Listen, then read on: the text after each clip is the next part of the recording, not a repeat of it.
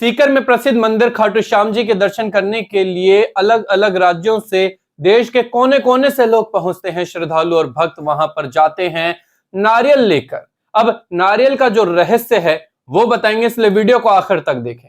दोस्तों, आपको बता दें कि बाबा खाटू श्याम जी के दर्शन करने के लिए लोग दूर दूर से आते हैं। अपनी जो मन्नतें हैं, अपनी जो चीजें हैं, अपनी समस्याओं को लेकर आते हैं।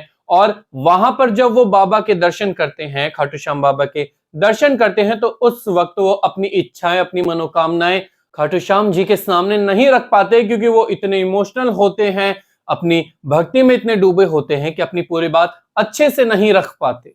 जब वो बाबा के दर्शन करते हैं तो सिर्फ उन्हें ही देखते रह जाते हैं, उन्हीं में डूब जाते हैं। वहां पर श्रद्धालुओं की संख्या भी इतनी ज्यादा होती है कि ज्यादा समय भी नहीं मिल पाता खाटू श्याम जी के ज्यादा देर तक दर्शन करने के लिए। तो काफी लोग क्या करते हैं कि एक नारियल लेकर जाते हैं, लाल चुन्नी में उसको लपेटते हैं। लपेटने से पहले एक पर्ची लिखते हैं, वो पर्ची जिसमें वो अपनी समस्या लिखते हैं कि खाटू श्याम बाबा इसे हल करेंगे। काफी ज्यादा संख्या में नारियल लाल चुन्नी से लपटा हुआ वहां पर मिलता है।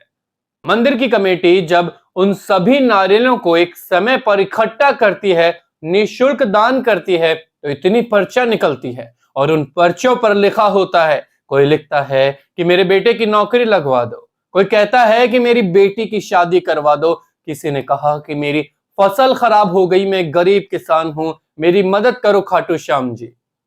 तो अलग अलग समस्याएं लेकर वहां पर लोग पहुंचते हैं। किसी को कारोबार में दिक्कत होती है, तो किसी को कोई बीमारी होती है जिसके इलाज के लिए वो पर्ची लिखते हैं कि खाटू श्याम बाबा मदद करें।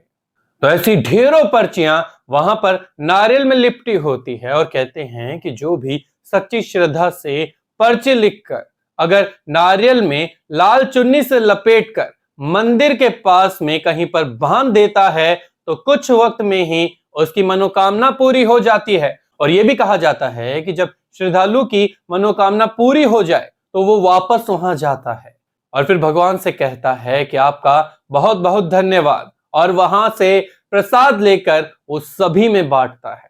तो जब उसकी इच्छा पूरी हो जाती है, मनोकामना पूरी हो जाती है, तब भी वो खाटू श्याम जी के दर्शन करने जरूर जाता है, क्योंकि कहा जाता है कि अगर आपका काम हल हो जाए और आप दर्शन करने नहीं जाते तो आपकी मनोकामनाएं अधूरी मानी जाती है।